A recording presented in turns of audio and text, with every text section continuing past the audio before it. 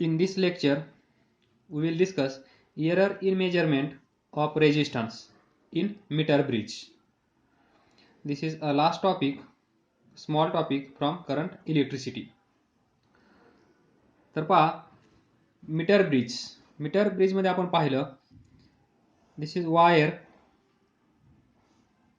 AB, then this copper strip to this side, this is copper strip, त्यानंतर इथे मध्ये एक कॉपर स्ट्रीप आणि ज्याचा रेजिस्टन्स आपल्याला मेजर करायचा होता तो आपण या साइडला कनेक्ट केला आणि त्याला आपण नाव दिलं होतं एक्स. या साइडला इथे काय असतो, resistance box,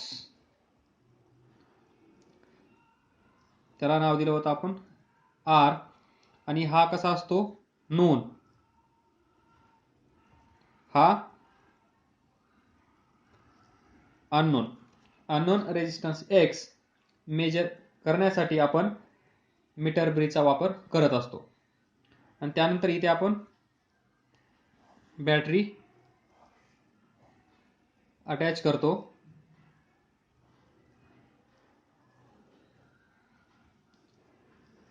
negative terminal, positive terminal. आणि इथे पॉइंट असेल सी आणि इथे असेल गॅल्व्हनोमीटर कॉइल आणि ही वायर, याला काय म्हणतो आपण, jockey. To find null point, या AB वर ही वायर स्लाइड करून एक पॉइंट आपल्याला असा भेटतो की त्या पॉइंटला या गॅल्व्हनोमीटर कॉइलचं डिफ्लेक्शन 0 होतं, म्हणजेच no deflection in this coil. त्यावेळेस त्याचा अर्थ काय असतो, या वायरमधून करंट फ्लो होत नाही, म्हणजेच या साइडला जे पोटेन्शियल असेल तेच पोटेन्शियल या पॉइंटला असेल आणि या पॉइंटला आपण नाव दिलं होतं डी. तर पहा, we know that resistance is equal to rho L by A. From this we can write resistance is directly proportional to length. तर ही जी लेंथ आहे या वायरचा रेजिस्टन्स काहीतरी असेल, जेवढी लेंथ जास्त असेल तेवढा रेजिस्टन्स जास्त असेल. पण पहा मीटर ब्रिज, तर AB ची लेंथ किती असेल, AB 1 मीटर म्हणजेच 100 सेंटीमीटर. तर पहा नल पॉइंट जो आपल्याला इथे भेटला आहे त्याचं डिस्टन्स आपण कन्सिडर केलं होतं LX. ए पॉइंट पासून या पॉइंटला नल पॉइंट भेटला असेल तर ए पासून डी चं डिस्टन्स किती कन्सिडर केलं आपण, LX. तर मग हे किती असेल, DB किती असेल, AB किती आहे 100 सेंटीमीटर, त्यातलं AD आपण LX कन्सिडर केलं तर DB किती असेल 100 मायनस LX. हे होतं कन्स्ट्रक्शन मीटर ब्रिजचं. तर हा नल पॉइंट भेटल्यानंतर हे माहित असेल ना तुम्हाला, AD लेंथ एवढी आहे तर रेजिस्टन्स किती असेल, AD चा रेजिस्टन्स ऑफ AD वायर किती असेल, ही जेवढी लेंथ आहे तेवढी, म्हणजे डायरेक्टली प्रोपोर्शनल टू LX. आणि resistance DB is directly proportional to 100 minus LX. हे आपण पाहिलेलं आहे सर्व, जस्ट मी रिवाइज करत आहे. तर पहा या टॉपिकमध्ये आपल्याला काय डिस्कस करायचं आहे, हे सर्व झाल्यानंतर याच्यापासून नल डिफ्लेक्शन म्हणजे बॅलन्स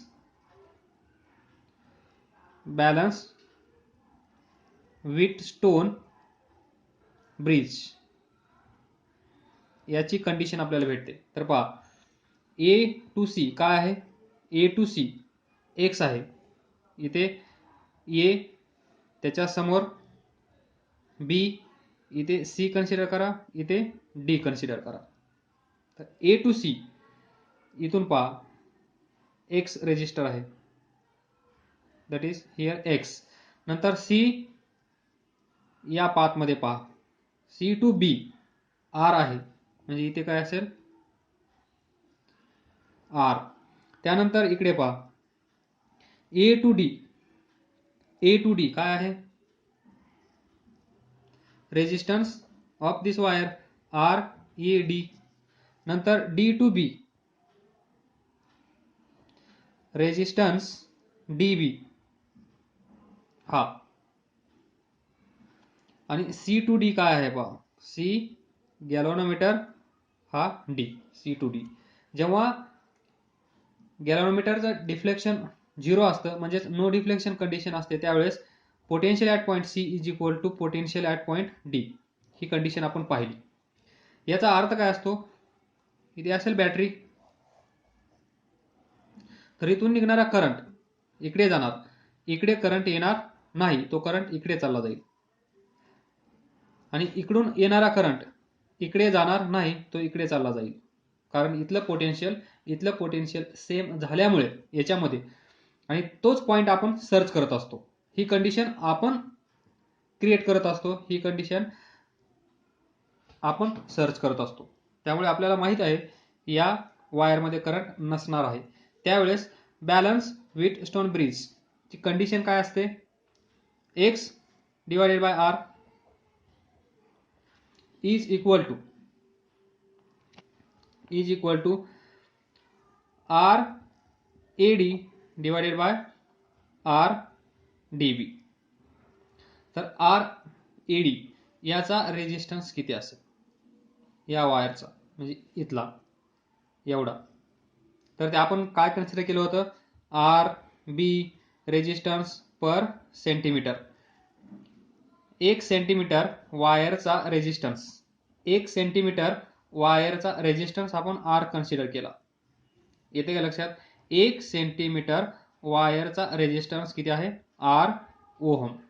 तर आपल्याकडे ही वायर किती आहे, हा नल पॉइंट इथे भेटला आहे, तर या वायरचा रेजिस्टन्स किती असेल, ती वायर आपल्याला माहित नाही किती आहे, L X metre, L X centimetre एवढी आहे.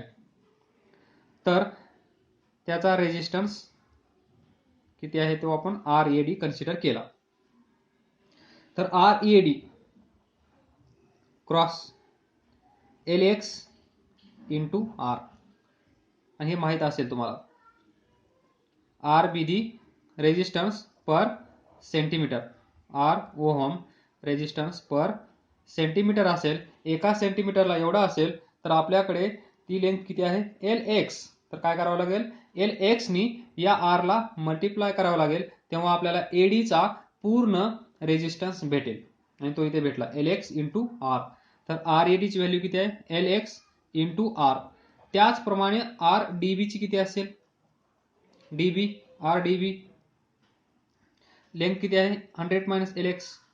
तर 100 minus L X into R, R R cancel, and we get r x divided by r is equal to lx upon 100 minus lx. Now see, thus we get unknown resistance x is equal to r lx 100 minus lx, this condition. आता आपल्याला find करायचा आहे error in measurement of resistance. हा जो resistance आहे, हे सर्व reading घेत असताना काहीतरी रीडिंग फॉल्टी आल्यामुळे या रेजिस्टन्समध्ये काहीतरी चेंज होत असेल, किंवा हा रेजिस्टन्स ॲक्च्युअली 10 ओहम असेल तर 11 ओहम भेटत असेल, किंवा 9 ओहम भेटत असेल, तर हा एरर फाइंड कसा करायचा. तर आपण 11वीमध्ये एक टॉपिकमध्ये शिकलो होतो, पहिल्या टॉपिकमध्ये काय, समजा y is equal to x raise to a y raise to b divided by z raise to c, त्याला कन्सिडर करा p. हे p हे एक असं इक्वेशन आहे. तर फाइंड एरर इन p, याच्यामध्ये एरर किती होत असेल. तर आपण काय करतो पहा, एक गोष्ट लक्षात ठेवायची आहे, एरर फाइंड करत असताना एरर फाइंड करत असताना आपण नेहमी काय करतो, ऍड. एरर फाइंड करत असताना नेहमी एरर काय करायचे असतात, ऍड, हे लक्षात ठेवा. तर एरर इन पी कसा काढतो आपण, A delta X upon X plus B as it is delta Y upon Y plus हा C delta Z upon Z, हा असेल एरर इन पी. हेच लॉजिक आपण इथं वापरणार. To find error in this resistance X is equal to काय find करणार, पहा, delta R upon R plus L X delta L X upon L X plus delta 100 minus L X divided bye 100 minus L X. पहा,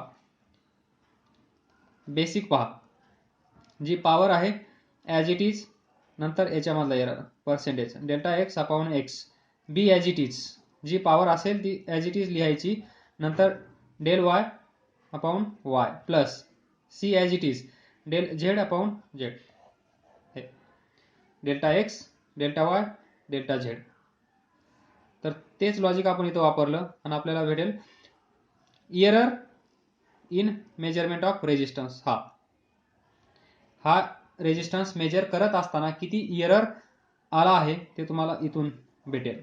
पण याच्यामध्ये पहा, ही जी value आहे या रेजिस्टन्सची, हा जो आर आहे, हा आर नोन आहे, म्हणजे याची व्हॅल्यू काय असेल, 10 ओहम, 25 ओहम, 100 ओहम.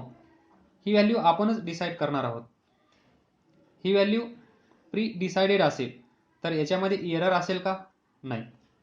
ही 100 असेल तर आपण याच्यामध्ये 100च कॅल्क्युलेशनमध्ये कन्सिडर करणार, त्यामुळे ही टर्म 0 होते. डेल्टा आर अपॉन आर याच्यामध्ये एरर येणार नाही, कारण ही व्हॅल्यू आपण अगोदरच डिसाईड केली आहे, ही नंतर आपण मेजर करणार नाहीये, याच्यामध्ये एरर येणार नाहीये.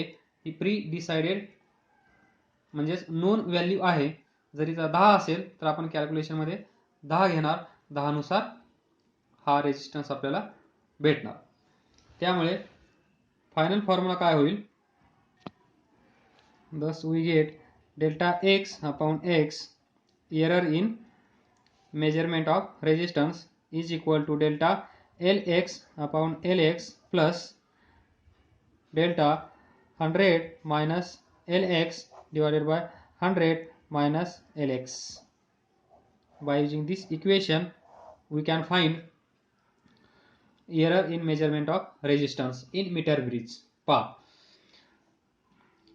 एलएक्स एलएक्स एलएक्स म्हणजे फक्त एलएक्स वरच पूर्ण खेळ डिपेंड आहे. तर पहा, एलएक्स म्हणजेच लेंथ मेजर करताना पहा इथे काय असते, एक स्केल असते, त्या स्केलचा वापर करून आपण काय करतो, हा नल पॉइंट ए पासून किती दूर आहे, इथे पहा, इथे स्केल असते, मीटर स्केल. या स्केलचा वापर करून आपण हा नल पॉइंट ए पासून किती दूर आहे हे मेजर करत असतो.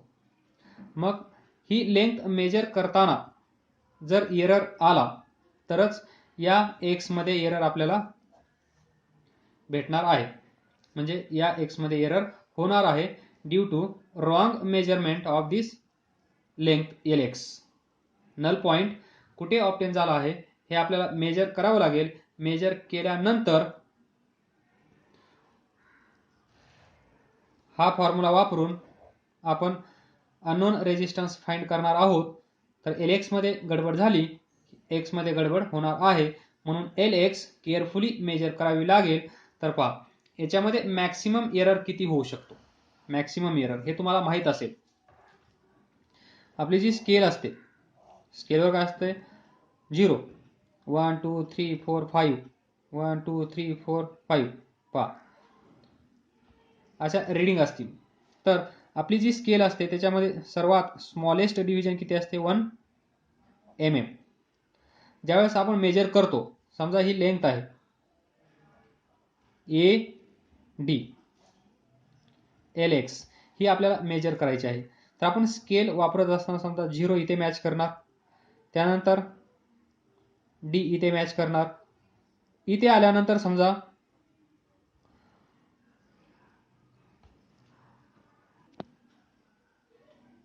तर पहा हा जो पॉईंट आहे तो आहे 24.1 सेंटीमीटर आणि 24.2 सेंटीमीटर. म्हणजे ज्यावेळेस आपण ही लेंथ मेजर करत आहोत त्यावेळेस हा डी पॉईंट 24.1 इकडे असेल 24.1 आणि त्याच्या पुढे असेल 24.2 या दोघांच्या मध्ये कुठेतरी आहे. आपण जज करू शकत नाहीये. तर त्यावेळेस आपण कोणतं लॉजिक लावतो? जर हा पॉईंट डी पॉईंट याच्या जवळ असेल तर आपण काय घेतो 24.1. जर हा पॉईंट याच्या जवळ असेल तर आपण काय घेतो 24.2. म्हणजे पहा जो पॉईंट ॲक्च्युअली आपल्याला मेजर करायचा आहे तो या दोन रीडिंगच्या मध्ये कुठेतरी आहे. एक्झॅक्ट लोकेशन आपल्याला माहित नाहीये. त्यावेळेस आपण काय करतो, ज्याच्या जवळ आहे ती रीडिंग आपण कन्सिडर करतो. याच्या जवळ असेल तर ही रीडिंग, याच्या जवळ असेल तर ही रीडिंग. म्हणजे there are to possibilities of taking reading. म्हणजे या पॉईंटची रीडिंग एक तर 24.1 असू शकते. समजा एक्स बॉय आहे त्याने 24.1 कन्सिडर केलं. दुसरा आहे तो आला वाय बॉय त्याने 24.2 कन्सिडर केलं. कारण तो जो पॉईंट आहे या दोघांच्या मध्ये आहे. तर याला वाटलं इथे आहे, याला वाटलं याच्या जवळ आहे. तर या दोघांमध्ये मॅक्सिमम एरर किती आला पहा 24.2, 24.1, 0.1 एवढा एरर. आणि याला म्हणतो आपण maximum error occurred during measurement of length. म्हणजे कधी पण पहा. आणि हा जो एरर असतो प्रत्येक स्केलचा डिसाइडेड असतो. तर पहा ही जी स्केल आहे आपण आपल्या कंपासमध्ये जी वापरतो तिचा आहे 1 mm. म्हणजे या स्केलचा वापर केल्यानंतर 1 mm रॉंग रीडिंग येऊ शकते. कारण त्याची स्मॉलेस्ट डिव्हिजन त्यालाच आपण म्हणतो लिस्ट काउंट. लिस्ट काउंट काय असतो? या स्केलनी कमीत कमी डिस्टन्स आपण किती मेजर करू शकतो त्याला म्हणतो आपण list count. Minimum distance, minimum length measured by scale is list count. आपल्या कंपासमध्ये असणारी स्केल पहा, पहिली लाईन आणि दुसरी लाईन या दोघांमधलं डिस्टन्स किती असतं 1 mm. म्हणजे या रुलर स्केलचा लिस्ट काउंट किती आहे 1 mm. म्हणजे या स्केलचा वापर केल्यानंतर आपण मॅक्सिमम आणि मॅक्सिमम रॉंग रीडिंग घेण्याचे चान्सेस किती आहेत? ती रीडिंग किती असेल 1 mm. 1 mm पेक्षा जास्त एरर येणार नाही ज्यावेळेस आपण ही रुलर स्केल वापरतो त्यावेळेस. म्हणजेच शॉर्टमध्ये आपण लिहू शकतो maximum error occurred during measurement of length is equal to least count of that scale. ती जी स्केल आपण वापरत आहोत त्या स्केलचा लिस्ट काउंट जो असेल तो असेल मॅक्सिमम एरर ऑकर्ड ड्युरिंग दिस मेजरमेंट. म्हणजे एवढा एरर होऊ शकतो. या स्केलच्या बाबतीत 1 mm एरर होऊ शकतो मॅक्सिमम. त्याला म्हणतो आपण लिस्ट काउंट. नंतर नेक्स्ट एंड करेक्शन. पहा या फिगरमध्ये